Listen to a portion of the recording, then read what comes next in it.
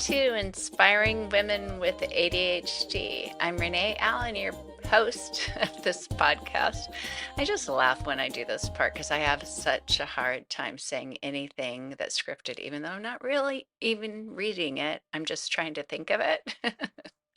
And it just takes me off track a little bit. But here I am. Hello.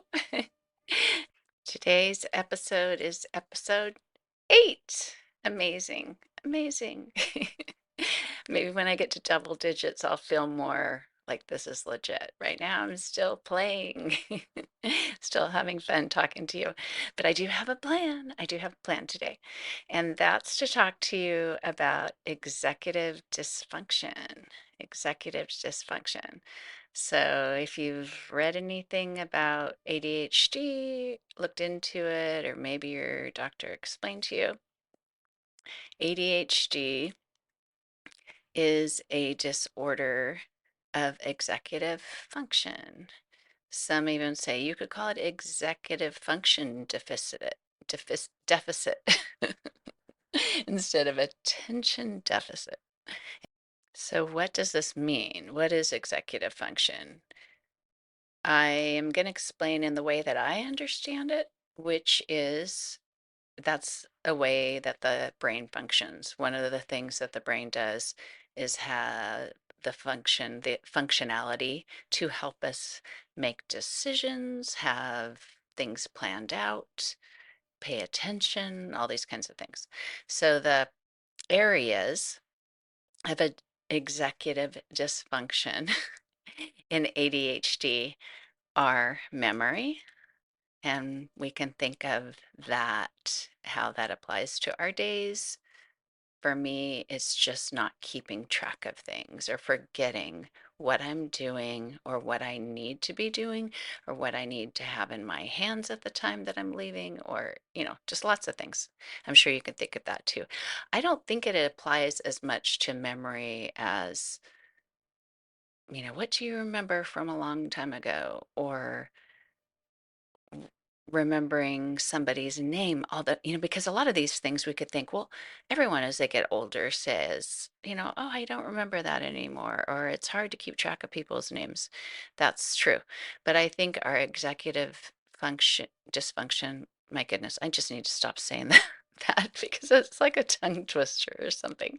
But the ability to concentrate or lack of ability to concentrate, which is one of the other areas I'm jumping ahead, which I love to do, is I think what gets in the way of remembering somebody's name. Because have you ever had a situation where someone's talking to you and you say, "Oh, what's your name?"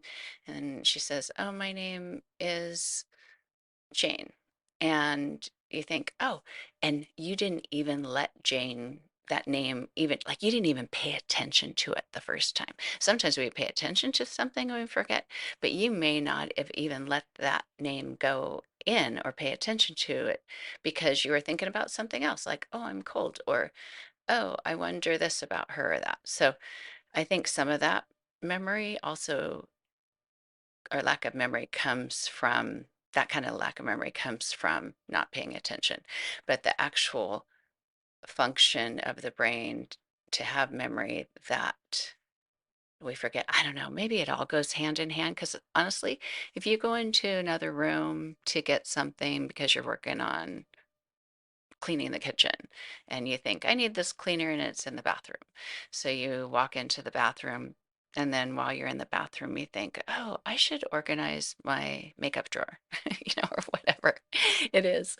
And for whatever reason, like maybe some of the makeup's out on the counter, you put it in, think, I should do this. Anyway, you could spend 45 minutes in there, go back in the other room and think, oh, yeah, I was cleaning the kitchen. That to me is definitely a lack of memory function, the lack of memory, but it's also just that distraction. So let's go on to another section. Organization, planning, time management. So that's another category that affects women with ADHD, possibly men with ADHD too, but I'm going to talk about women. So organization, planning, time management. time management's a big one. Again, I think all the distractions that we have, or it's so interwebbed, the hyper focusing. Like if you go in another room, yeah, you might forget immediately what you were doing in the other room. But if you hyper focus on something else, that is is just a whole other area of ADHD manifesting itself in that situation. So I really do think it's all intertwined. That's why it's hard for me to group things out. I have to write them down to see them, but it doesn't mean that they happen independently of each other because I just keep making connections. I just keep making connections. But hopefully hearing these different categories will help you see, oh, no wonder, or oh, yeah, that's why I struggle with this and other people don't as much. Planning. Do you like to plan? Do you do well planning? Maybe in some areas, maybe others, not so much. I love to plan for events, holidays. I like to look ahead. Where's everyone going to be for Thanksgiving this year, even though it could be summertime, you know? So that could be a planning ahead. There could be other parts of planning that are hard to do because you can't really see all that needs to be done with it. You can't wrap your head around it. The planning of it becomes very overwhelming. And I found this increased for me anyway with the whole COVID shutdown thing because it was a time of not really being sure of what was going to happen next week or next month or whatever. Plus, I think we didn't have to commit to being anywhere any of the time. And so it seemed like when I came out of that and someone would say, you want to get together for dinner 3 weeks, I'd think, I don't really know what I'm going to be like in 3 weeks or what's going to be going on. It was harder for me to commit. It was harder for me to plan. I don't know exactly why, but I think some things can shift according to our circumstances, according to what's going on in our lives. And the more scattered we are because of that, the harder it is for these things to function properly. Organization. You might have a tremendous struggle with organization. Maybe you're looking around your house right now or your desk and you're thinking, or your car if you're driving, I'm having a really hard time keeping anything organized. I don't know where this is. I don't know where that is. The floor in my car is a mess, whatever it is. You might have some areas of your life that are terribly disorganized. You may be mostly organized, but have a few pockets that aren't.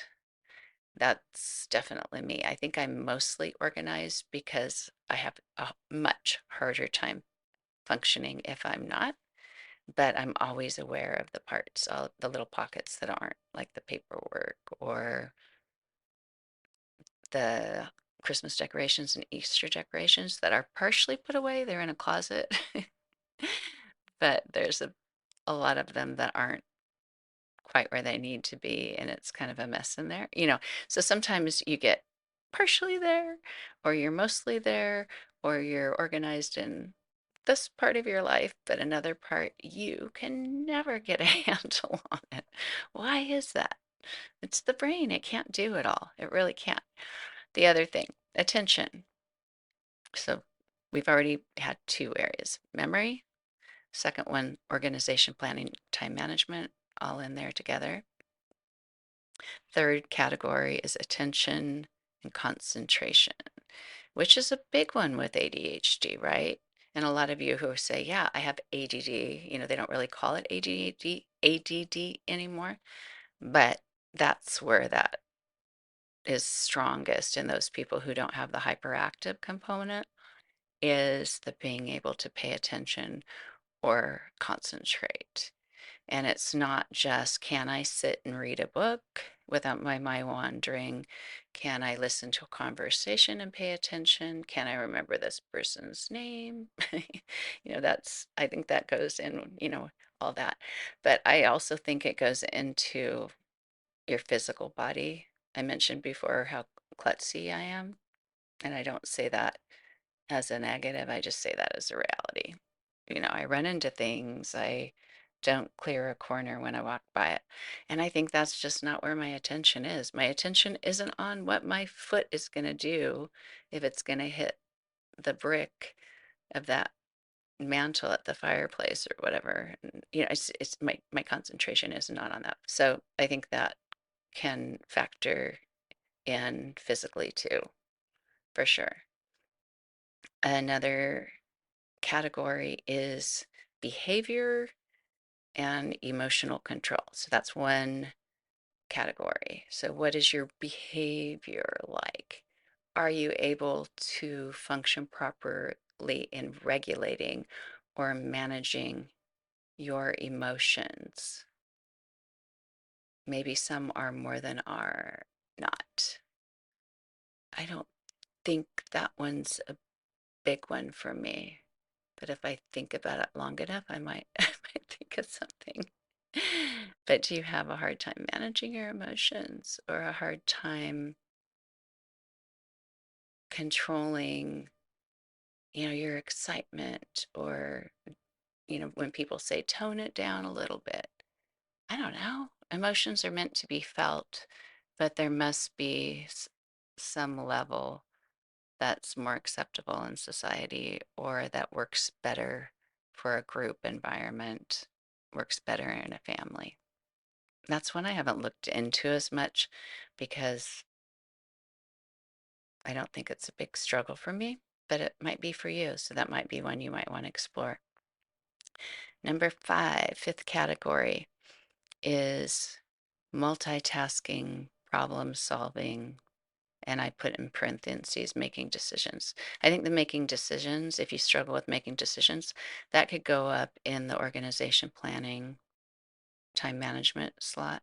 Maybe not as fitting with time management, but it might be if it's hard to figure out how to manage your time, booking too many things and then getting overwhelmed with that when it gets closer. But I also think the making decisions goes into the problem solving. And when I look at some of these things, so what happens in you, in your own being, in your nervous system? Since I'm a yoga teacher, I've learned so much about what it feels like in our bodies when we're at rest and when we're not at rest, when we're heightened, when we're more of that fight or flight mode, and when we're relaxed, when we're in the rest, recover, restore, whatever you want to call it. So some of these things, when they're not functioning well for us, they can cause some stress in the body that causes anxiety. And I've heard a lot of people say, I knew I had anxiety and I wasn't really able to manage that well with medication, with this or that. But when I was diagnosed with ADHD, and learn either to manage my ADHD in certain ways or medication helped me with my ADHD, then the anxiety lessened tremendously because that anxiety was coming from what was happening with the ADHD. So I can see that with, and this isn't for me huge anxiety, but I don't know, maybe it's little bouts. So let's say going to a restaurant and getting a menu and looking at the menu and trying to decide what to order. For me, that's problem solving. That's hard for me because I'm a very picky eater. I've ordered enough things in my life that I didn't like. And then I think it's also just, having the stress of you make a decision and then you think, oh, maybe I should have done that. Maybe I should have done that. Maybe, that's just that inability to make a clear decision about something that might be simple for somebody else. So if I'm at the restaurant, it's happened on Thursday, I'm looking at other people's tables to see, did they get the lasagna and what does it look like? Because that gives me a better idea of whether I might like it or not. I also will ask the waiter, what do people like a lot? But then I think that really isn't a good gauge for me because I am so picky. What most people may like, I might not like, but it's hard to know. So one of the things that I have done to get around that or that it can be helpful because it's a less time intensive situation, is a lot of places will have a menu. And so if I'm able to look at the menu, read the reviews, maybe someone's posted a picture of that lasagna on their plate or something like that, then before I go somewhere, if someone says, we're going to go out to dinner tonight to this place, I bring up the menu on my phone or computer and look through it and maybe make a decision or narrow it down to two things and kind of see what I'm hungry for at the time. And hopefully I don't change my mind last minute. But making decisions can be, solving a problem like that can can can be challenging. Can be challenging. Multitasking, I feel like I don't know if this is the proper description, but like it's a double-edged sword. I don't know. Maybe that's not the right word, but I feel like multitasking can actually be harder for someone with ADHD, and then it also could be the natural mode, almost like that's all you ever do is multitask. Because, yes, multitasking, you're keeping track of a whole bunch of things at once. But also, if you have so many ideas popping up all the time, and I don't really see where that comes in to these five categories of executive dysfunction. But all the ideas, maybe that's just a gift, that's just a bonus we get, that they don't have a reason for that. But all those ideas that we have of things to do or that we want to accomplish or whatever it is, those send us in different directions throughout the day. We might wake up thinking, this is what I want to do, but then we remember something else, we remember something else, we remember something else, and we're zigzagging around that day trying to do a little bit of each. And sometimes we get to one of them and hyper focus and get it done. And that can be wonderful. Sometimes we could get to one of them and we hyper focus on something that's not even any of the things we've thought of that needs to be done, but it's something that isn't overwhelming. It actually is kind of soothing to the brain. Do you have any of those things? I do. I do. And then you find yourself just sitting down, working on something that what I call doesn't really matter. Maybe it does in some way. It's helping me, right? But you're doing something that feels good. And I think it's calming to the brain because you're finally just able to sit there and do it and focus. And one of those for me, and I started noticing this pattern in our last house, we had a room. I called it the family room, the living room when I grew up. Well, actually, I don't know if we ever lived in a house big enough that had a living room and a family room. We just had a living room. But I thought when I went to other people's houses, if they had a different room, that was the family room. The living room was the first one that you walk into when you come in the house. Or maybe it's a little more formal. Family room's the one with the TV or whatever. But anyway, in our last house, we had the living room. That was the front room. That was pretty easy to keep clean because we didn't have a TV in there. We didn't have a lot besides the sofas and piano, and there were some cabinets with some books, like little doors on them. And those were more just look at books that we probably, bought somewhere on a vacation at a museum store. Like, let's take this one home from the National Museum of Art or something. And you look at it three or four times and then it goes in that cabinet. And I love looking at books, like the books on the shelf. I like looking at books too, but I honestly don't spend as much time doing that as I used to. But I love seeing them on a shelf. That's just really calming and wonderful to me. So, anyway, in the living room, it was basically things that we didn't pick up and do things with. So that room stayed pretty clean. And, the pillows that you like to see on the couch, I'd have to pick those up and put them back up or something, or maybe piano books on the floor and put them back in the bench or something. But basically, that room stayed clean. The family room that my kids always said, which room is this? Living room? They never kept it straight. But why can't we get on the same page? Anyway, that room got messy way easier. I exercised in that room. I had all my exercise DVDs in there, and we had two three bookcases in there with books, books the kids had when they were little or other books or whatever that I like to see. Some of them more functional books than just pretty to look at books. But anyway, and some decorative things on those shelves. And then, between my workout stuff and then my kids who like to play video games, sometimes they go in there. And so like I'd make a little bucket for their controllers or this or that. But that was the room they go in, do homework, or I don't know what else, play Legos when they were younger. That room got messy really fast and really easily. And to the point of sometimes I go in there and it was overwhelming. And so I think I really need to clean that room, especially when it was closer to the holidays, because my older kids would be coming home from college. And we used that room as one of the bedrooms when they came home. We didn't have extra bedrooms. We had a nice big couch in there that was super comfy. And we had a queen size mattress that was foldable, trifold, that was hidden behind the couch. And so that could come out. That could be someone's bedroom. We had French doors on it with curtains so they could kind of have surprise privacy. But anyway, I usually had some motivation to get that clean from time to time or a greater handle on it. And I found so many times that I would go in that room and start cleaning and then just think, I'd either leave it for another day or I would go over to the bookshelf or something and think, maybe I should go through these children's books and give some to the thrift store. And then I'd think maybe I should move them to this other shelf. And I would play librarian. I always thought maybe I would be a good librarian, except it'd be hard to be that quiet. But I think I could be the one to like pick up all these books and then go line them up over there in alphabetical order or by color or board books here or whatever.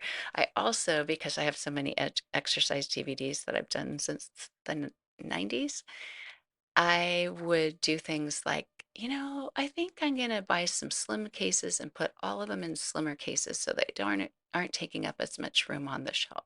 And I would sit there and, cut the paper so it fit in the slimmer case and I'd organize them by this or that. And I just loved doing that. And I thought it's not important to anybody else but me. And I don't even know if it's that important. But at the time, it was relaxing because I could wrap my head around it. I wasn't trying to make big decisions like what goes to the thrift store and what stays, or what do I do with this, or I got to get my kids to come in and help with that. It simplified my brain somewhat, you know. And so look at your patterns in your day. Are you able to accomplish what you want? Are there a lot of things during the day that you keep seeing that you can't get done, that you won't get done? Maybe you don't. I was going to say maybe you don't care.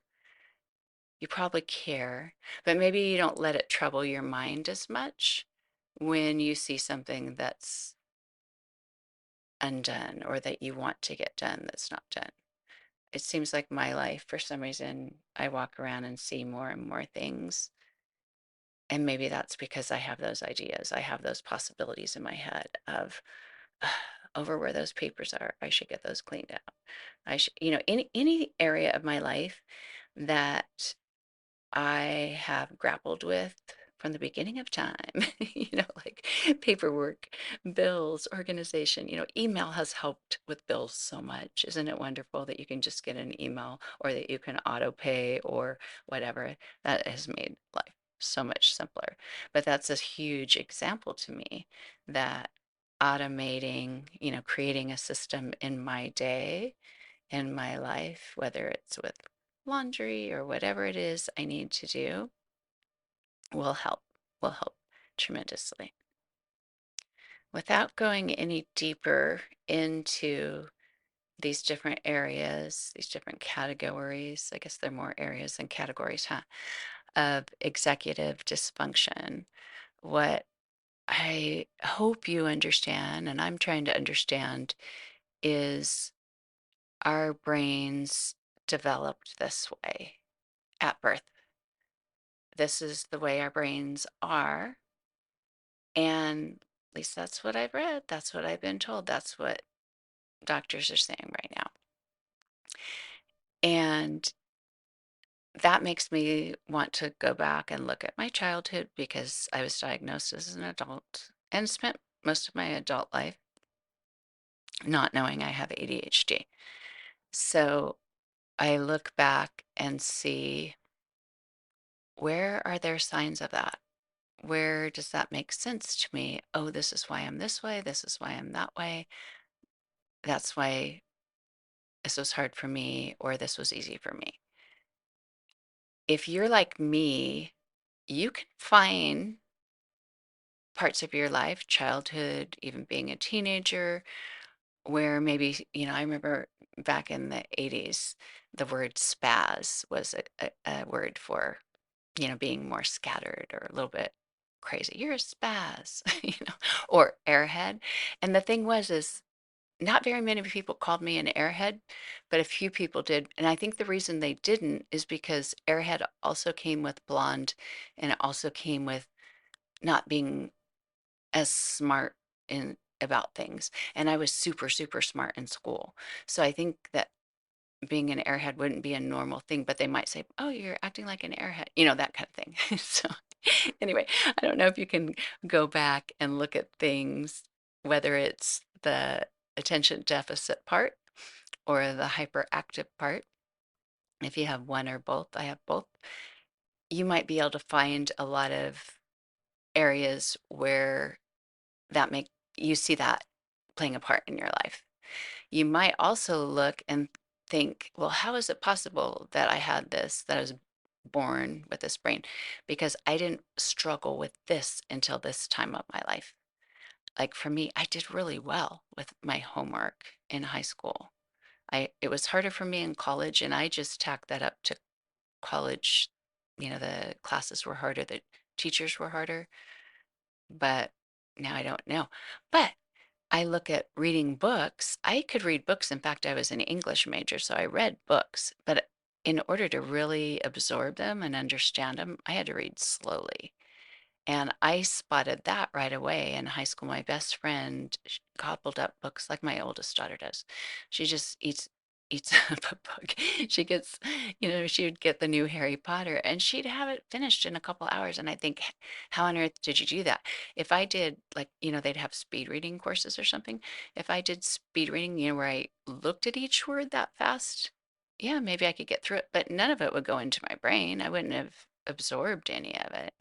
So I wonder if being a slower reader just meant, in order to pay attention, it took me longer to understand it because I had to work at paying attention. Does that make sense? So that may not have been you, but you may have something that you look at and think, well, maybe that played into it. Because compared to all these friends or compared to this family member, that kind of thing. But I also see that different chapters of my life, and usually when a change happened, doesn't have to be a traumatic change, but just a change happened. I think shifts in your life, whether physical, like you've had a baby, I mean, that's a physical shift, your body changes, but it's also a life change. You have another human being in your home. Either you're the first time mom, or now you've gone from one to two, or three to four, or whatever that is. And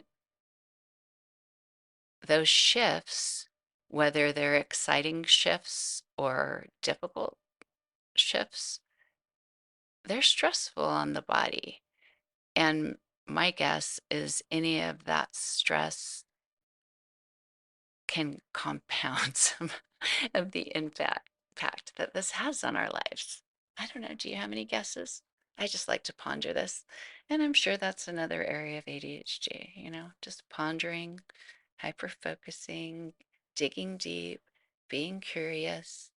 I'm very curious about it. I think it really can be all related. Like you think of a web, and maybe you don't like spiders like I do, but you think of a web and just, those little strings going here, there, here, there. If you don't want to think about spiders, you can think more like those little looms, like when you're little, you make a hot pad with the little, you could do, or even the string art. From place to place to place. You take the string to the different little nail on the board. Did you do that? Now I'm having all kinds of memories because that's what we do. Our brains go everywhere. But they used to have, like in a wood shop class or something, there's a piece of wood and then you hammer a bunch of nails, maybe in a big square, probably not in a circle, that would be harder. And then you could take the string and go around one and go around another one and go around another one. And pretty soon you can make a design with it. And I think that's what our thoughts do. They're definitely like popcorn. They pop, they keep coming, they keep popping up. But I think they also make connections or just head off in a new direction. But what I am hoping as you discover this about yourself is that all of it is to help you achieve, accomplish whatever you want to do that seems out of reach, that gnaws at you, that you think, whether it's something simple like, I just want to be caught up on laundry in my house. Maybe it's, and I know that's not like simple physically for a lot of us, but it's simple as in the hope and the dream, right? I just want my closet to be clean and organized so when I walk in, I can find what I want to wear. That's more of a simple daily function thing. But it also could be a dream that's beyond daily function, that's outside of your home. It's something in your heart. It's this passion of, I've always wanted to do this. I've always wanted to help this person, or I've always wanted to do this with my talent, whether you're an artist or a writer or whatever. You have those things that just seem out of reach. And I think the more you understand yourself, the role that your brain plays with it, and ways that you can work around that and with that, jump over those hurdles, knock those hurdles down. You can't do it all. I mean, everyone says you can have it all. You can't do it all because there's only so much time in the day. There's only so much energy in our bodies, but you can do what you really want to do, and you can set up your life to manage it in a way that you can do what you really want to do. And that's where the magic is. That's where the magic is. And then also understanding that we're working with and against this brain that we have. And there will be times that we take a step or two back, or we may think, I was doing so well with this, and then now my closet is just a disaster again. That's okay. That's okay.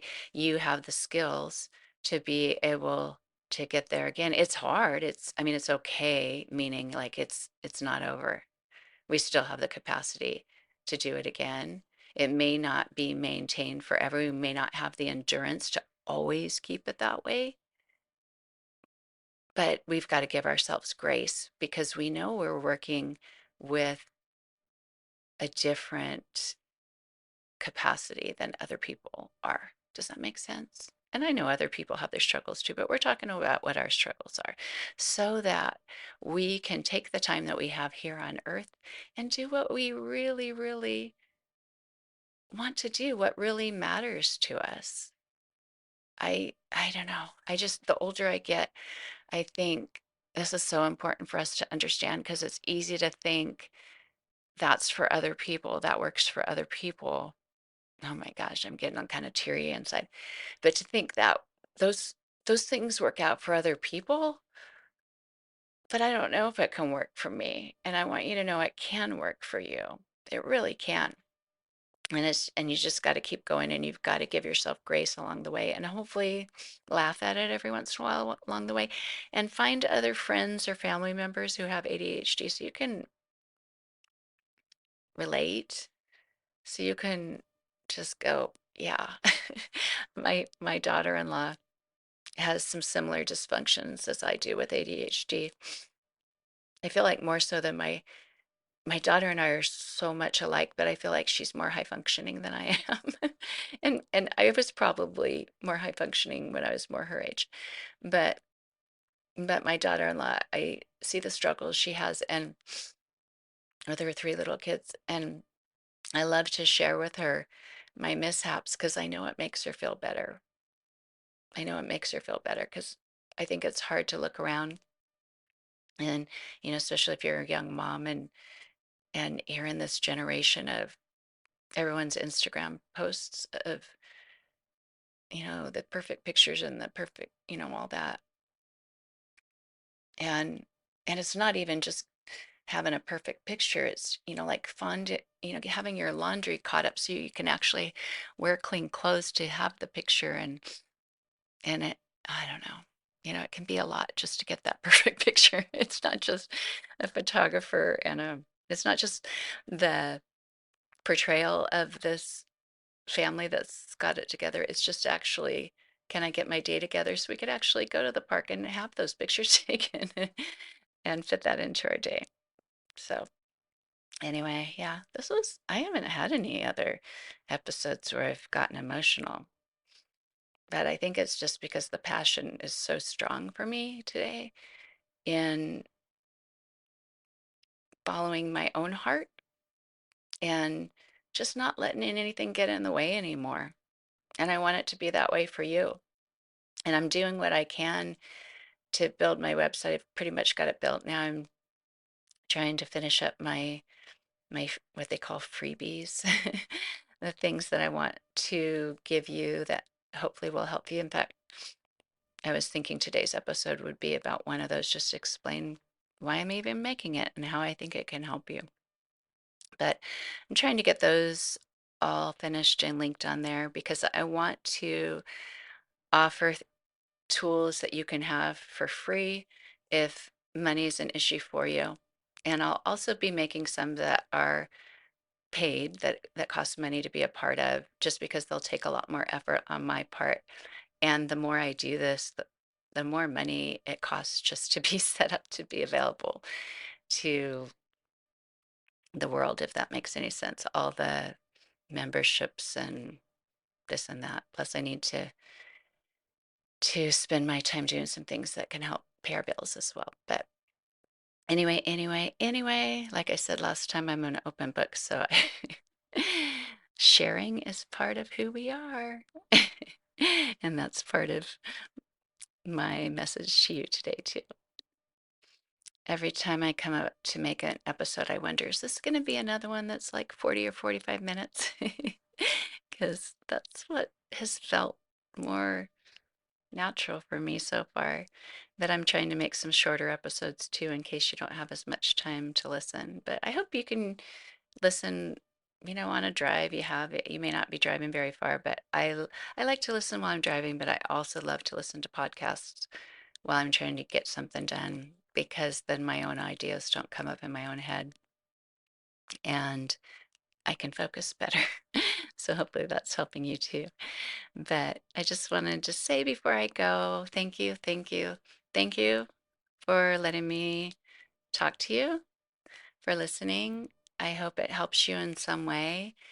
And do go to my website. I think the last few episodes I've been trying to describe my my website name with the dash or the hyphen in it. And then I realized on each podcast, you should be able to look at my podcast and there's a link to my website. So like I said, I'm new to this, so I don't have all of that knowledge at my fingertips as I'm talking until I sit and think about it. Oh yeah, they can find that without me saying my website name. But go there and look. I do have one of my freebies up. It is only, I should probably have it easier to find. It's only on my about page. There's a page that says, "Hi, I'm Renee."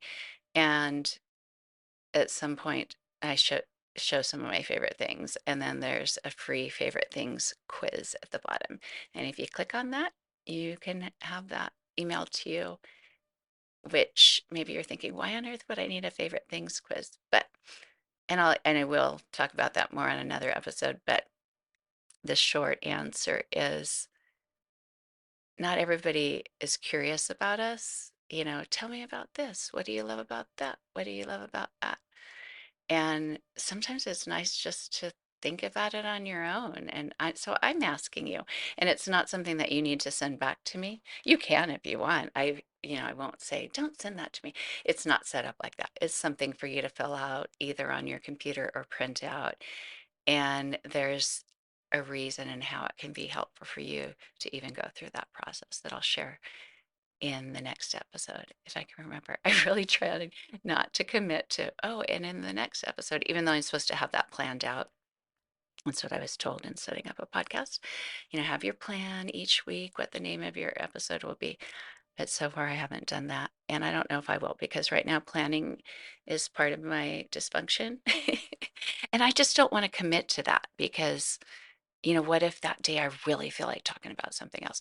But I really have been thinking about having an episode about favorite things. So I will do my best to have that be episode 9. But until then, thank you. Thank you so much for being here today. I hope you have a wonderful week. Bye.